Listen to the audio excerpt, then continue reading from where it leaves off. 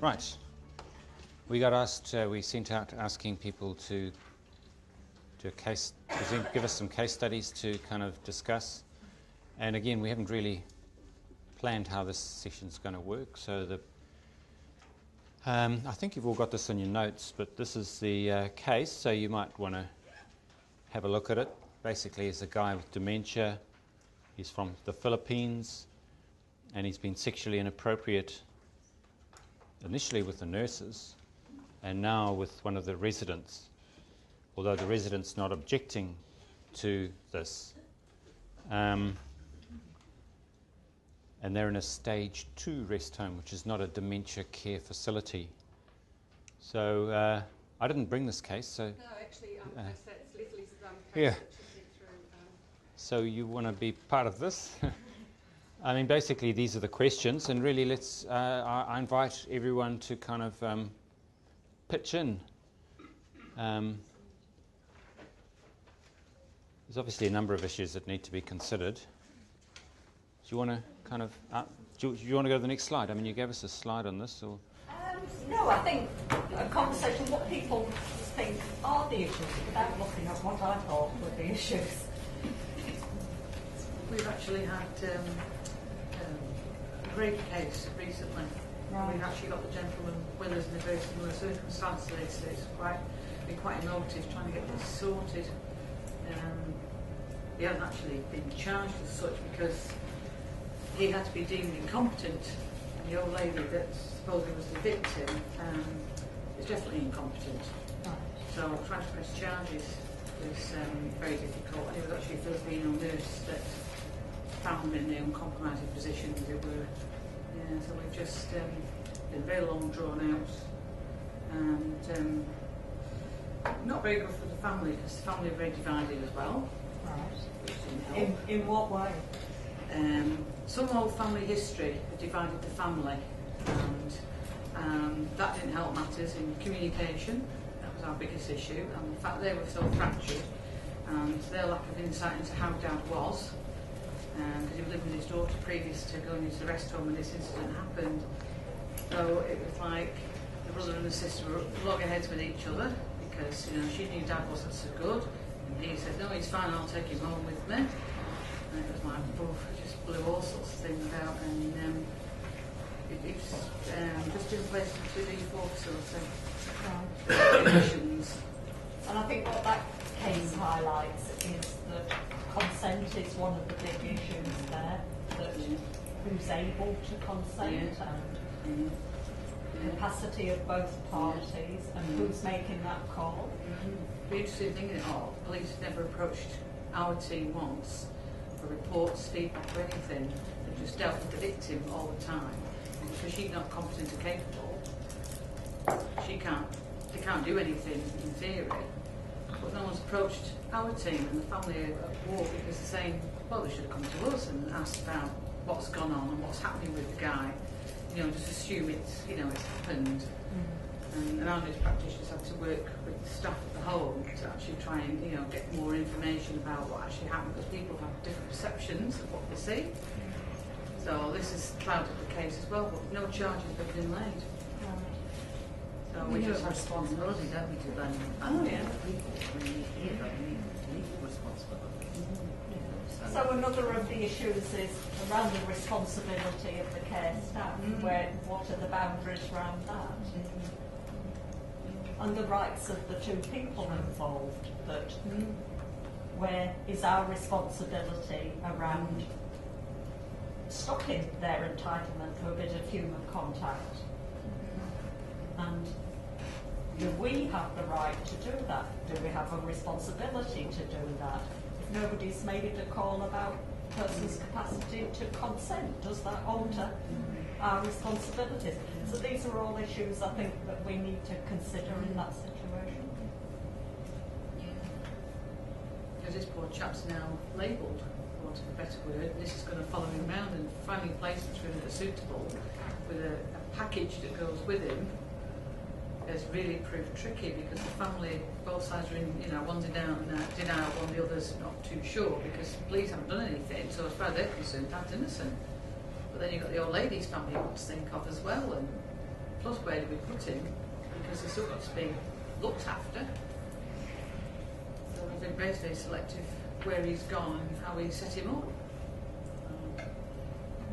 Very difficult. Very difficult.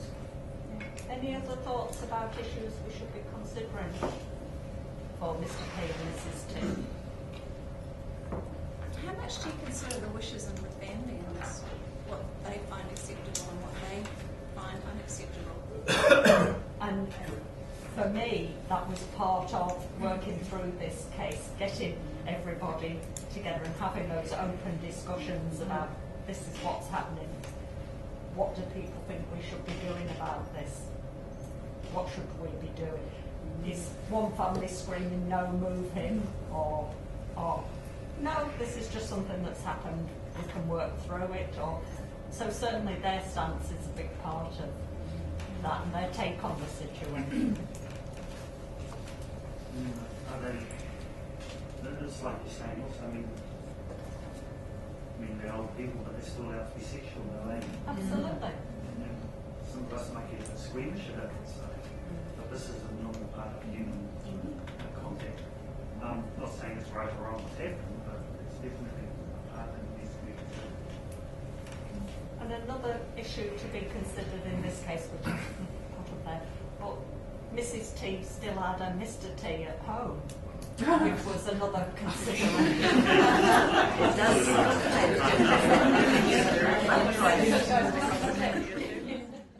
I mean, I think the family does have a big say in this because they would know what their mother or father would have done. So Mrs. T might be somebody who's been the pillar of the church and all of these things and would never have done anything like that, would never have considered anything like that. And now that she has dementia, we probably need to respect the person she was as well as the person she is. There's also other residents to consider because if they're in one of the bathrooms, it's probably not the best place for the other residents to be looking in on. There's still the potential for the families or the parties closely involved in that to take their own legal avenue. Oh yeah. So the legal liability then shifts to the organisation and the professionalism of the organisation in some way. So that's a long-term protection mechanism people would have to consider as well. Yes. And although the staff haven't made a big issue of this prior to a resident being involved, as Lynn just said, there's the nurses to consider as well, their safety. So what do people think are some of the non-pharmacological things we should be doing?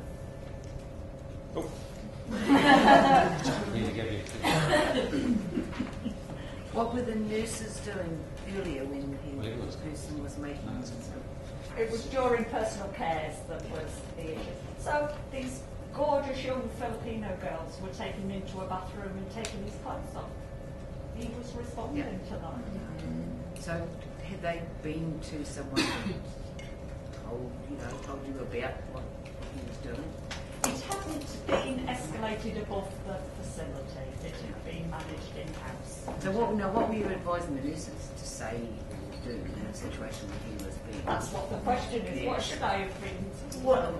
Well, then, obviously, some direction to the nurses to response, verbal... Right, so to seek specialist input. Right. To leave if the person was safe. To say something. I think something needs to be said. And to encourage nurses to report things like that. I think that's really, really important. Yeah, so to make sure behaviours are documented, so we've got a record of what's happening and when. Yeah, absolutely. To seek specialist input. Yeah. Are there other staff that could have been with them instead of the ones that... Yeah, so consider another person, wasn't just a particular nurse who got attached to them. Yeah, consider the gender of the carers. Yeah. It's a legal implication for the facility too, though. If this has happened, they should have something put in place. So if someone presses charge, it could affect the facility as well. Yeah. I mean, my view is that this behaviour, if if he's inappropriately touching or approaching nurses, it's never okay. And that there should be, the first thing would be that everyone has the same response to that behaviour at every time. So, and often that doesn't happen because some of the nurses just kind of laugh it off, push it away and don't make a deal of it. And that in a way reinforces it. So that's often the case. And then there's a big incident like this or like that other incident. And suddenly everyone thinks, oh my goodness. When in fact this behaviour probably could have been altered with a consistent approach, which is very sophisticated. You don't need a behavioural psychologist to come and make those kind of changes.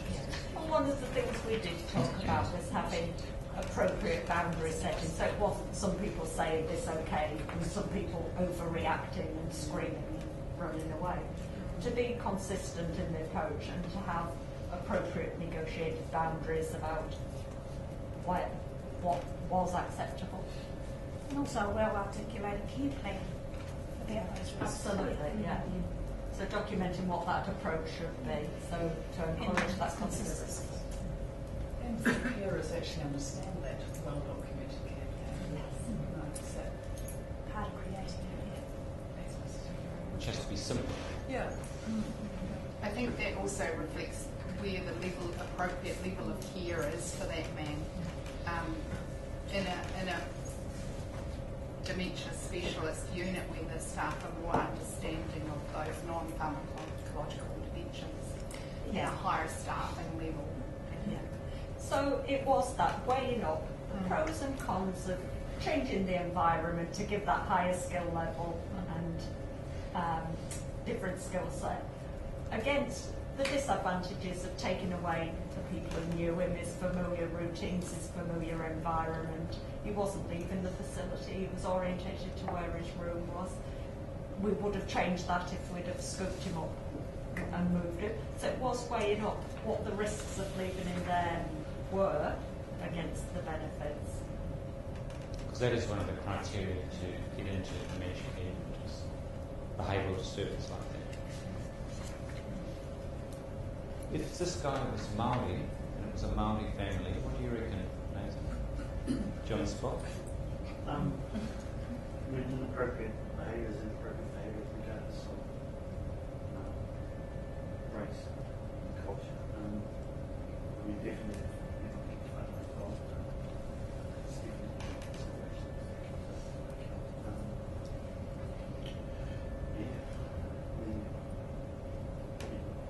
for anything like this, though, you want to have the right people there.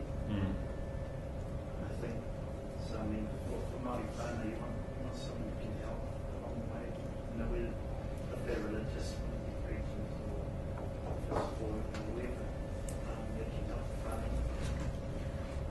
I don't know if I can be more specific. What do you think, Ed? Oh, I've used the Dorset commentary, and I probably shouldn't be asking you to talk before I did. I know you keep going with me about that. Good one. On the classical Maori family, and because they're extended, there is the potential that you could have X number of reactions and quite physical reactions from any number of the wider whānau. Because that's the violence and the physical is still a part of many of our wider families. So anything that might excite that, then potentially I could see this could happen in the Maori whānau. So to come back to Nathan's point about the right family members, the right family leadership can mitigate what could be some quite angry family members.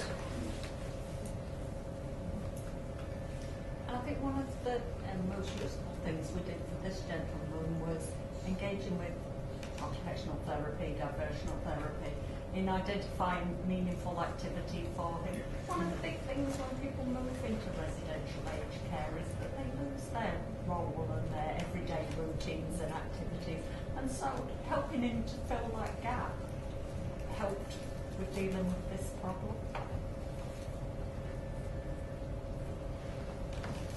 We had the question of pharmacological intervention.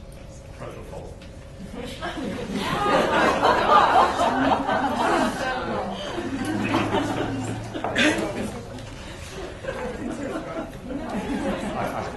Do I have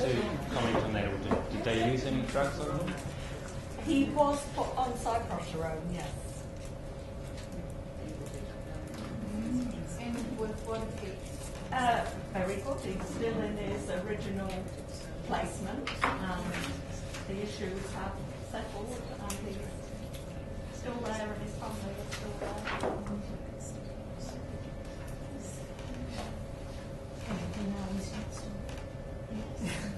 There are cash reports, aren't there?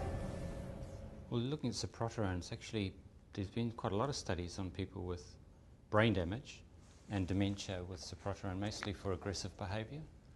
And it seems to work in males and females, which makes no sense, but it does seem to have an effect. Because Cyproterone is an anti-testosterone agent, basically negates testosterone. My comment on pharmacological, I mean, firstly, it's your last port of call would be medication. So you'd want to do something about the environment and about the way people react, people approach. So you wouldn't be looking at, this guy's doing this behaviour, let's put him on drugs. That would be the last thing you'd think of doing. So. And this was why it was the last slide. Yeah. With that context, I mean, basically, I'm always interested in what's actually driving his behaviour. Is he driven by sexual desire? You know, is he all fired up and ready to go? Is that basically what's happening? Or is he driven by a need for kind of contact with people? That's quite different.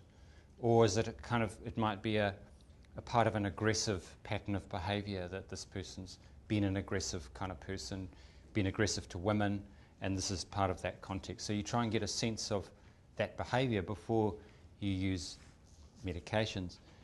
People who are all kind of fired up and horny, basically, I tend to use an SSRI. They're potent suppressors of sexual desire, particularly in men, and that can be very effective, and it's a pretty safe, kind of kind intervention. I'm not aware of any evidence that cholinesterase inhibitors would be any good. Antipsychotics, if this was maybe an aggressive behavioural pattern, sort of a violent behavioural pattern, then you might think of antipsychotics. But again, that's probably, you'd be thinking, I'm moving this guy on if that's really what's going on, if he's sexually aggressive. And Cyproterone is certainly something we've used as well, and Cyproterone suppresses sexual activity quite effectively. And in our experiences, probably the experience that they had there is that it seemed to work, but probably that worked in the context of having the other changes that have happened in the facility and the approach, consistent approach and all those things. It's very hard to unravel which did what. And in a guy like this, you'd probably have things settle down for a while, and then you might try and stop the Cyproterone and see what happens, because it may not be necessary for him to remain on that. And same with something like paroxetine or citalopram, whatever SSRI you use. We tend to use paroxetine. It's the only time I ever use it now, because it seems to be the most libido suppressing of all the SSRIs. I don't know why that is, and there's no evidence to support that. It's a side effect. Yep. I mean, the main reason for stopping SSRIs in young people is sexual dysfunction. And so, yeah, it's very effective in that. And one of the things we did alongside that was monitor blood levels. So we did a baseline testosterone, started it, and then checked testosterone levels alongside checking the behaviour charts. The testosterone had dropped and the behaviours had dropped. So we assumed one had helped the other. Just as a throwaway comment, I think when I talk to a lot of the elderly, one of the things they miss most is human contact, just having cuddles. Nobody cuddles them anymore. Yep. Even as a GP, some of the elder people I've known for a while, we tend to give them a cuddle at the end of the consult, and they say, oh, that's really nice, because it's the only time anybody volunteers a cuddle. And you see them all in rest homes, and that human intercontact is just zero. And a lot of And it's a very basic need. Absolutely. And the sad thing for that gentleman was that escalation in his behaviour, because he'd always been tactile and friendly, actually meant he then got no human contact, because nobody dare give him a cuddle in case it just escalated. So it had the reverse effect. Yeah. It's difficult, that one. I mean, that happens all the time. I mean, people who work in residential care, and it is a reason why people do get moved to higher levels of care. Particularly if you try something like Cyproterone or something and you've tried all these behavioural interventions, it's not working. They get moved on, and probably quite appropriately so too. So this case you don't have on your notes, I don't think. You do? Oh, right. Okay, good. I mean, I was asked to find a case because nobody else had sent cases in, so I wanted to have a case of an early young onset dementia, kind of really to illustrate things more than to sort of challenge people. This guy's got a couple of things that are really quite pertinent to young onset dementia. Firstly, he was a rugby player. We see a lot of rugby players. And he was a hard rugby player. He was part of the, he wasn't all black, but he played in provincial rugby, and he'd had many minor head injuries over the years.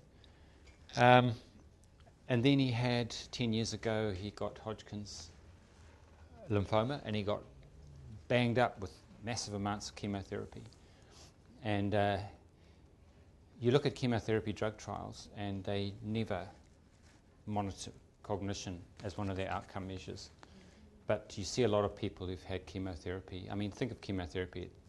All it does is kill cells, and it just kills more of the cancer cells than the other cells, pretty much what chemotherapy is, and kills brain cells.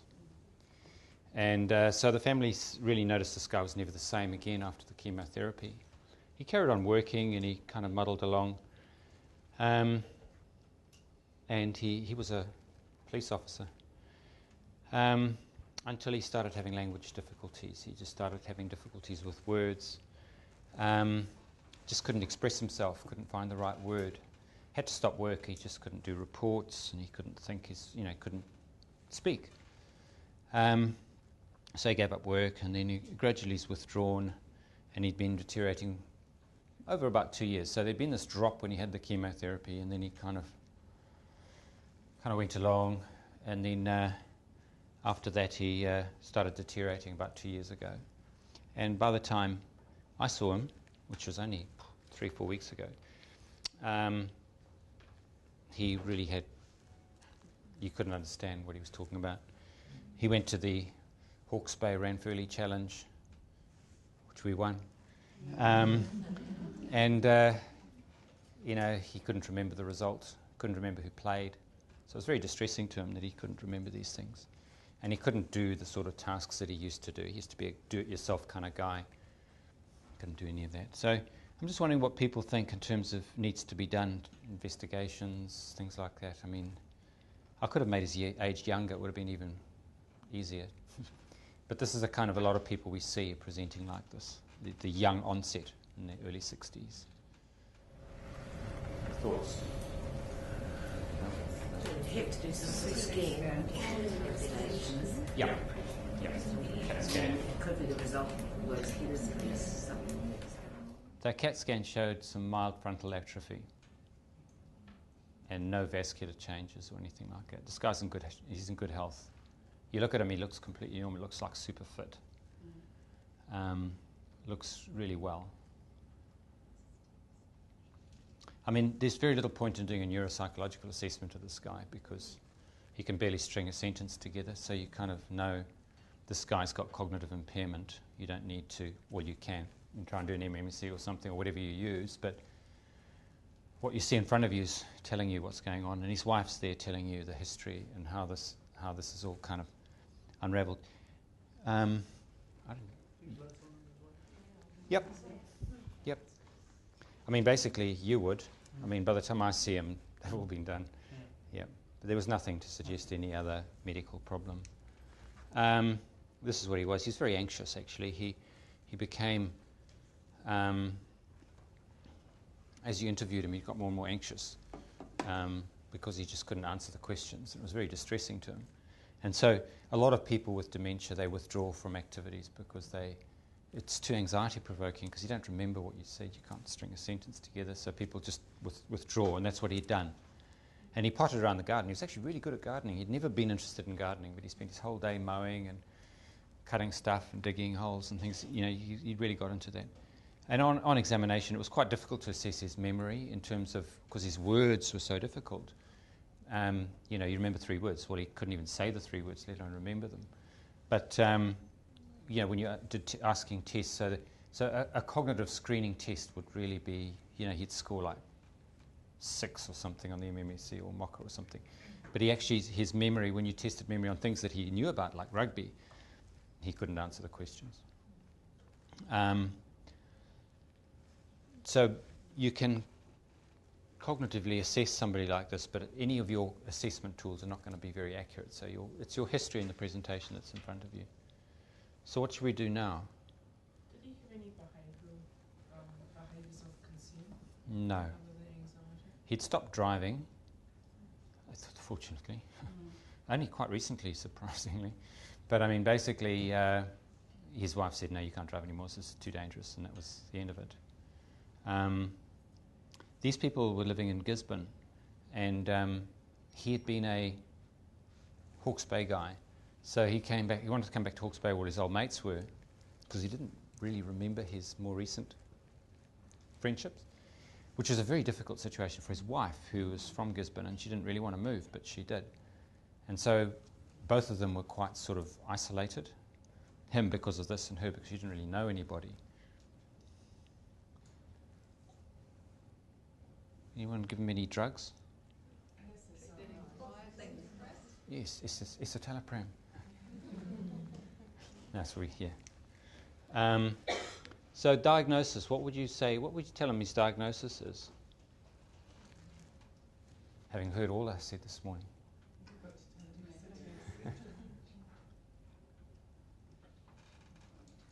I mean, saying this is just Alzheimer's disease is kind of a bit... It's probably not simply Alzheimer's disease. And most of the young onset dementias we see are this. You've got a number of risk factors, and they say, well, you know, what is this, doc? You're going up with some complicated jumble of stuff, and they all look at you like, whoa.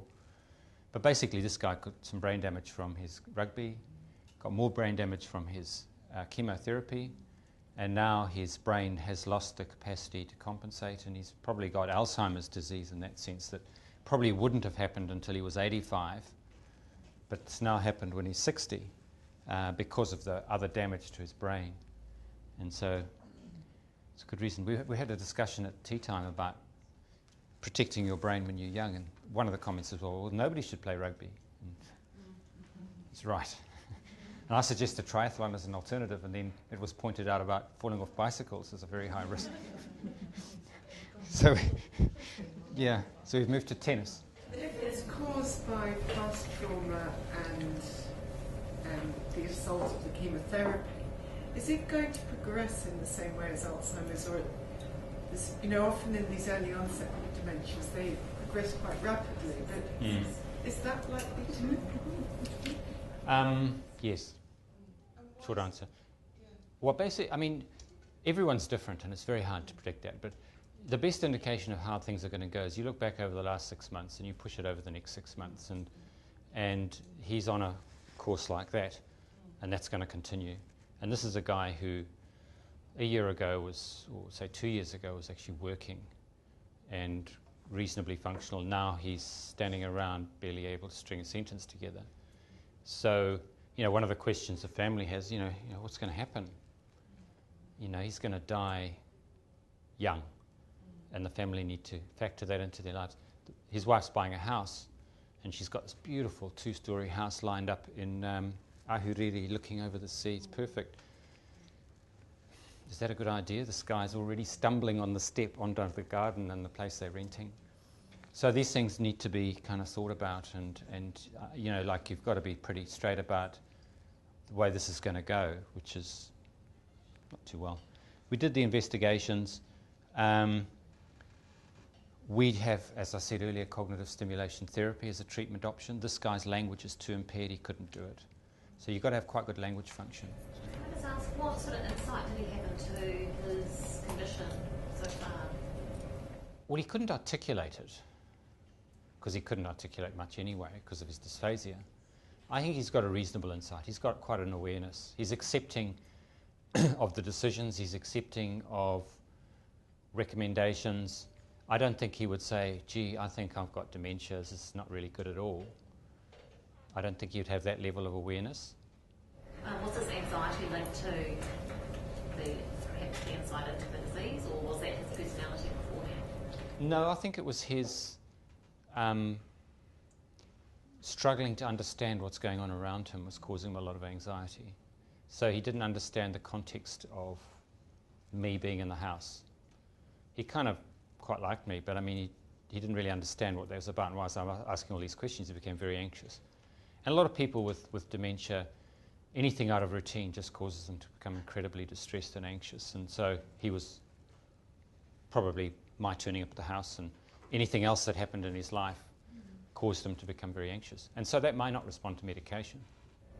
So the problem that you have as a clinician is not so much dealing with him, but dealing with his support, in this case his wife, because she's the one who is cognitive and understanding, and he has no understanding, and she's got to manage him, so your relationship is really more with her than it is with him. She's his brain.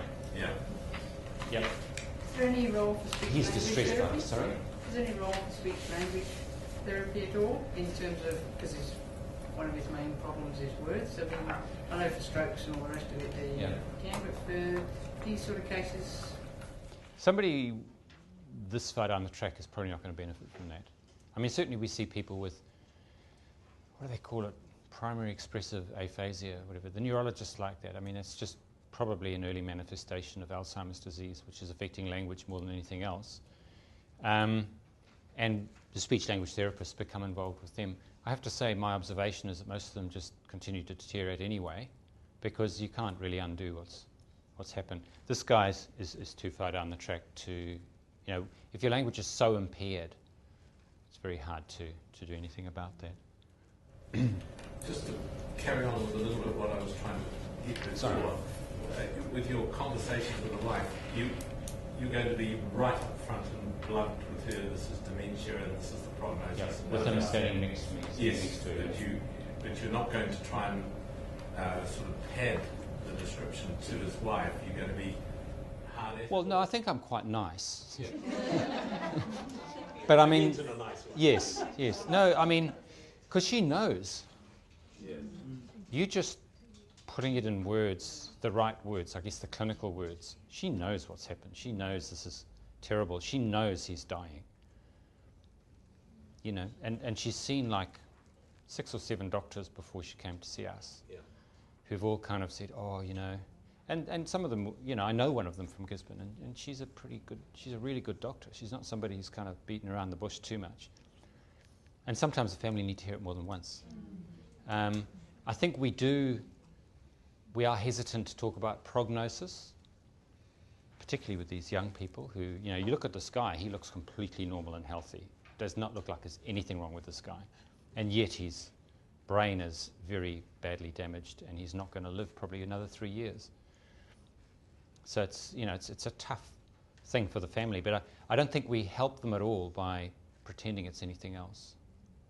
John, just a note on that, a friend of Nathan and I, a doctor whose wife, she passed away at 52 from early onset dementia, and 2 years ago now, but you know, he said in the consultation that they had, you know, that was the one thing that was great, was this entire honesty that, you know, here he is as a health professional when, you know, the Ian person was very clear with him, you know, it's explicit and, you know, I guess very honest at what was happening, and equally his understanding was actually appreciated too, even at an advanced stage. So I think they do, you know, certainly that's.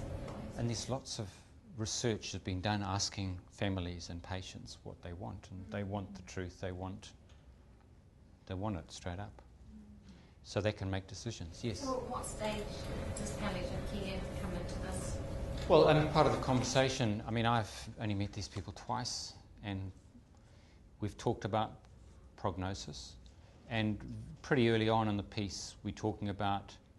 You know, because what happens with most people with dementia, it doesn't go like you plan it to.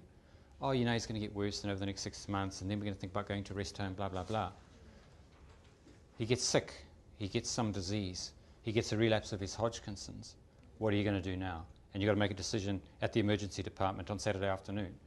And so I always try and talk to families early on and say, well, you know, this has got this disease. You know, one thing we know about this guy for sure, he's going to get worse, whatever we do. So if he goes off and gets a relapse of his Hodgkinson's disease and they whack him up with chemotherapy, he's going to end up a more brain damaged person than he was before. Do you want this to happen? And so to have that kind of discussion, that interaction is essential. And as I said, I think all of us, me included, we tend to probably do that a bit later on in the piece than we should. But certainly at this stage, you know, you get people to think, to his wife, what happens if you go on a bike ride on the lovely trails in Hawke's Bay and you get knocked off your bike and you're in hospital? What's going to happen?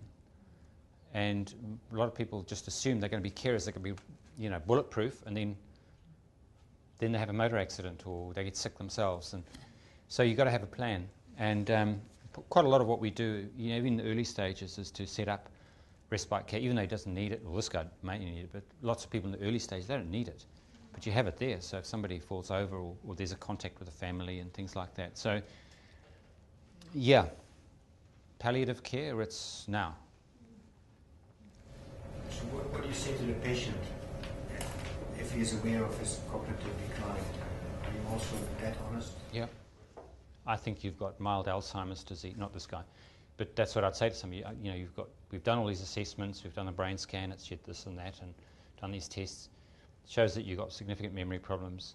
In my opinion, you've got Alzheimer's disease. So they're cognitively aware enough to understand that. Get on to Google, they start reading all this stuff, they get anxious. What do you do then? Well, they've all read it all before you've seen it. Yeah, because I investigated young Prognosis, and that's what her and her family have done as a group. Got around the computer, and she's a right mess. And it's, you know, we'll support you, dear, we'll help you through this. We'll be there all the way. She's now convinced that she's dying tomorrow, and it's really quite difficult. Yes, she's got a right to know. I mean, I don't go on about it. You know, so I'm talking about this family. They do it every time they visit. Yeah. It's, you know, yes, mum, yes, dear, we'll support you. We know you've got this, and it's quite a difficult situation. It is. There is that tension between living well with dementia and accepting this is a terminal illness and the palliative care route, and it's where you change horses. Yeah. I think it's more graphic with the younger onsets, because the younger onsets, people with young onset dementia do die early. And, you know, prognosis is not good for life and for quality of life. And as I said, I don't go yabbering on about it every time I see him. No, you've got Alzheimer's disease. Remember, I told you that last time. You know, the next time he sees you, he might say, why am I taking this medication? And you say, well, it's because you've got memory problems. Oh, yeah, okay, that's right. You know, that might be as far as you go. But I think at some point, you've got to just tell them the truth as it is, I believe. And as I said, in my practice, I've become more and more straight with people because I actually think it's what they really want. And there's plenty of research evidence to say that. By being honest, it's giving them a chance to actually process and grieve and plan what they want to happen. Yep. Because they do need the time to process and go through that, start grieving before the person's actually died, so that they can make those plans. Because if they are in denial, and we've had an instance where a family complete denial, looking for miracle cures, and they made it really, really difficult to actually nurse the person because they were right there all the time. They were questioning. They had other people that had given them advice, and everything influenced what we were trying to do. And no matter what we said, they had too many hopes that it was going to get better, and if they've got that realism. Yep. And a lot of people with dementia just suddenly drop dead, as we know. And if you haven't primed the family for that, they'll be thinking, what the hell have you been doing? Sorry, I don't mean to have that prognosis, but I do find sometimes family members in particular, they're sort of trying to seek concreteness. And I think I read something that the average person diagnosed with dementia can last 3 to 8 years. But do you ever bandy anything like that? Because sometimes they press you. And I know everyone is different. I kind of say, you know, like you look back over the last year, push that forward. That's how you're going to see things are going to go. Most people with dementia die of something else along the way. Actually, the minority of people end up curled up in a bed in a dementia facility. Very, you know, relatively few end up like that. So the majority of people actually, you know, if they're 80 and they've got mild dementia, they're going to probably die of a heart attack or a stroke or something along. So, yeah, it's very difficult. But the one, you know, sometimes you say to them, well, the one thing I can tell you for sure is they're going to get worse. You can't just sit here thinking life's going to be exactly like this in 6 months' time, because this person will be worse in 6 months' time than they are now. That's the one thing we pretty much know for sure once they got a diagnosis of dementia. And actually that's quite helpful to families. They think, well, okay, now I'm getting the drift. Yep. I was just going to say, alongside that though, you've got your positive approaches. Get an OT functional assessment, identify strengths, get an appropriate day programme in place, and so that there is some living well with dementia before you drop dead of something else. Well, this guy, yeah, exactly that. I mean, you know, we haven't got that far down the track yet, but I mean, basically this guy, we have a group of relatively young men with early onset dementia, so they're in their 50s and 60s, and they go biking and they do all sorts of things, and this guy can still get in a bike reasonably safely, as long as he's with a group. And, you know, and they go on outings, and there's a group of sort of camaraderie, so he's hooked into that. He is physically active, so he can't think of anything, he can't string a sentence together, but he can actually walk, he can climb, he can ride a bike, so you channel him into activities that he likes doing. This is a rugby guy, and he's very fit, so he stays fit, and you actually keep his health up. He's got something that he really enjoys doing, burns up all that nervous energy. So, and there are support services that then give his wife a break.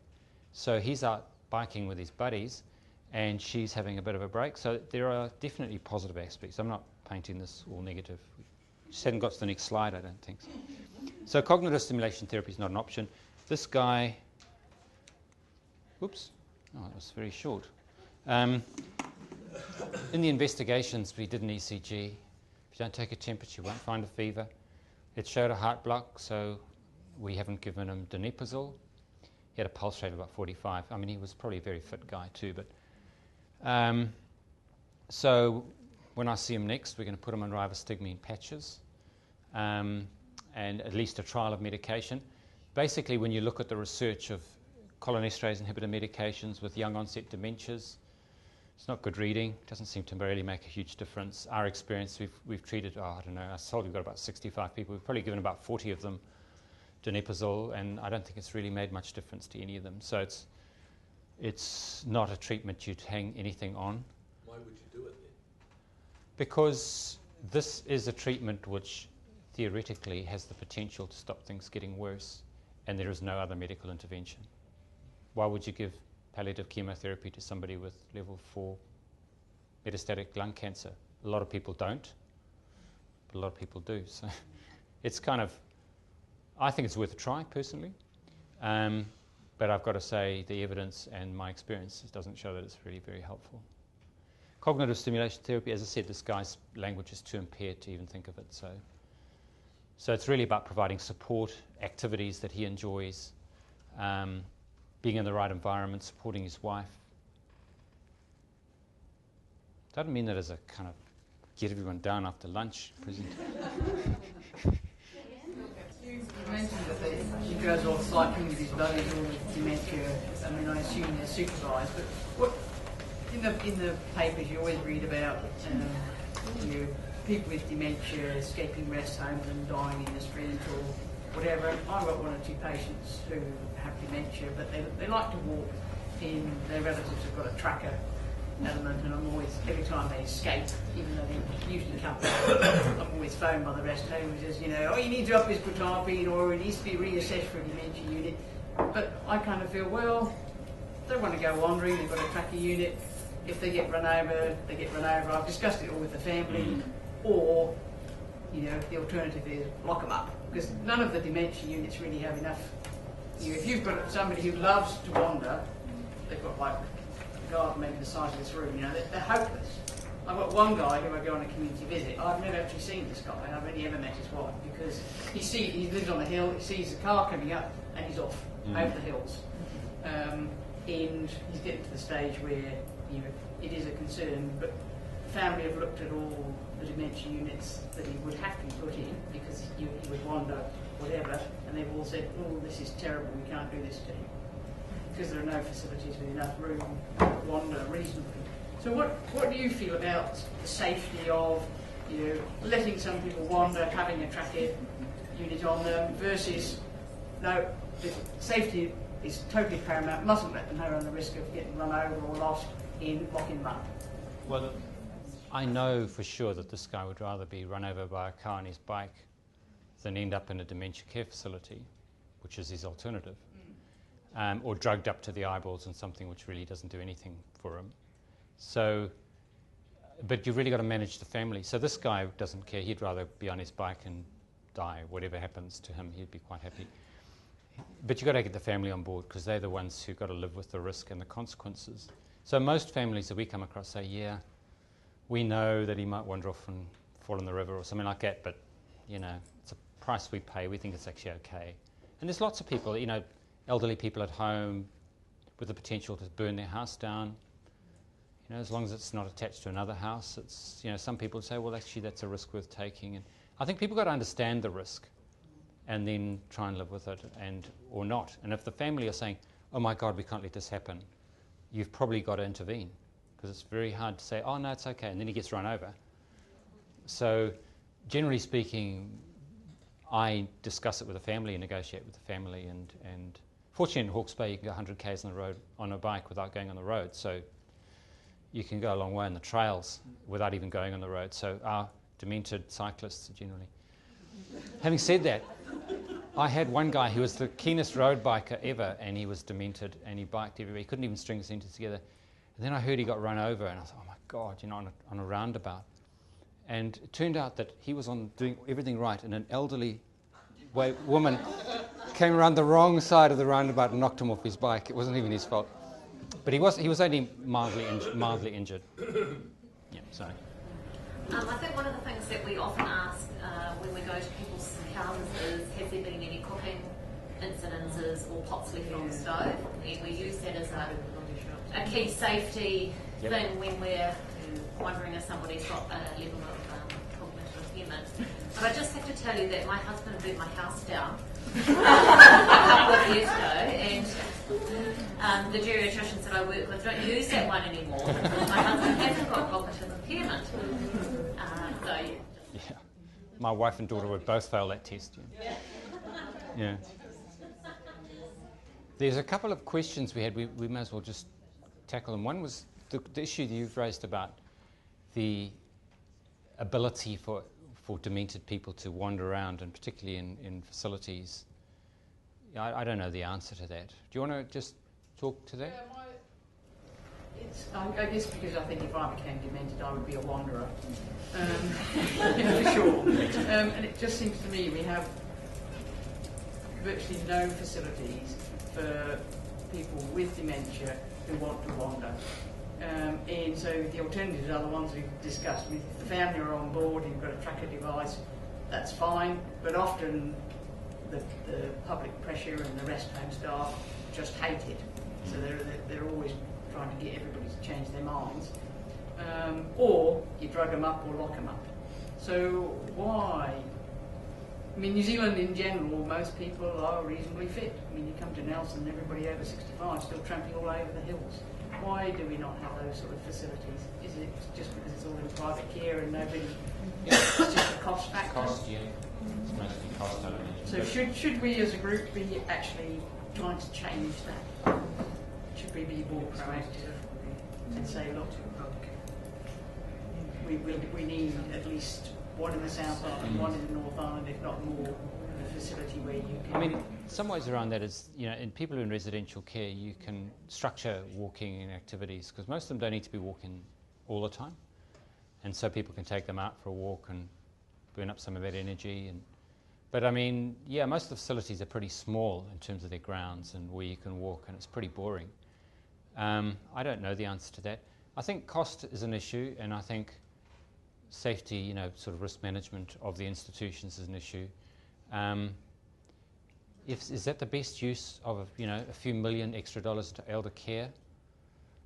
I don't know. There might be things that are more worthwhile to do. I don't know the answer to that. So I think, you know, if we had like $5 million more to spend on elder care for the demented, we'd have to make a decision of what's the best value for money, and that may not be. I mean, with wandering, that's one thing about wandering and drugs. Drugs don't work. They're useless.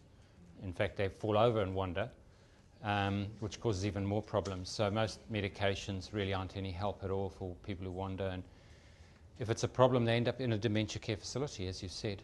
And so we try our hardest to manage the risk in the community if we possibly can, just like you've done with trackers and living in hope and things like that. The other question was about normal pressure hydrocephalus. Do you want to talk to that one? Yeah, I've had, over the few years, I've been probably about one a year I go and see somebody and it's slightly atypical. They're usually reasonably fit people. And they've had a CT scan, and then you get the report back saying normal pressure hydrocephalus, or more fluid, basically more fluid than one would expect for the atrophy that's seen. And then you think, well, what am I going to do with this now 78-year-old person? And often they're declining quite quickly. You know, I'm not sure that there's an answer to that. I see various opinions, and they all vary. What's your opinion? Basically, with the symptoms of normal pressure hydrocephalus, I mean, there's, you know, ataxia, incontinence, and confusion, and, you know, most of our 85-year-olds have all three of them anyway. But if basically, say for example, ataxia is a big issue, really over and above any other level of impairment, and you get a CAT scan which shows normal pressure hydrocephalus, I will ask the neurosurgeons to look at the scan and consider seeing that person. Having said that, in 20 odd years of practice in this, I've never had anyone have a shunt put in. And I think because I'm dealing with older people, there's probably younger people who may end up going to the neurologists who do get shunts. But the ones that we see are generally more impaired. And the evidence that I've read about draining people with normal pressure hydrocephalus who've already got quite significant cognitive impairment is it really doesn't have much impact. So the neurosurgeons that I talk to, the ones here in Wellington, are generally saying, no. And the same thing when we do a CAT scan, we see a tumour. I don't make the decision myself. I will ask the surgeons to give an opinion and make a decision. So it's, you know, above my sort of level of... But as I said, my experience is that they're pretty reluctant to intervene. And the ones who have been intervened, the surgeons will tell you that it really hasn't been helpful. So they're not all that keen. When you look at scans, I mean, you know, we get our reports on scans. Fortunately, with our computer system at the hospital, you just whoop, and then you get the scan up on your computer and you can look at it yourself. And you get a lot of scans where people have got, usually with vascular, white matter ischemic changes. And basically, you're losing brain from within. So you're getting big ventricles. And sometimes the brain on the outside's a little bit atrophied, but not as much. So I'm not really that worried when I see big ventricles, which look like they're bulging with water. It's more if it's pushing on the outside, if you think there's some pressure on the outside. If you see a scan which has got the water in the middle, but in fact there's still water on the outside, quite evident, then I'm generally not that concerned. So often you get scans, and certainly in Hawke's Bay, they've changed their tune. I mean, they used to always talk about, query normal pressure hydrocephalus. I think the surgeons must have said to them, look, don't say that. You know, these bloody psychiatrists keep referring them to us. Because they don't say that so much anymore. And we can look at the scans. And so, yeah, looking at the scans yourself actually is really useful when you just see a bland report, age-related atrophy, and you look at the scan, the frontal lobes all shrunk away. You know, it can actually be quite different when you look at the scans yourself.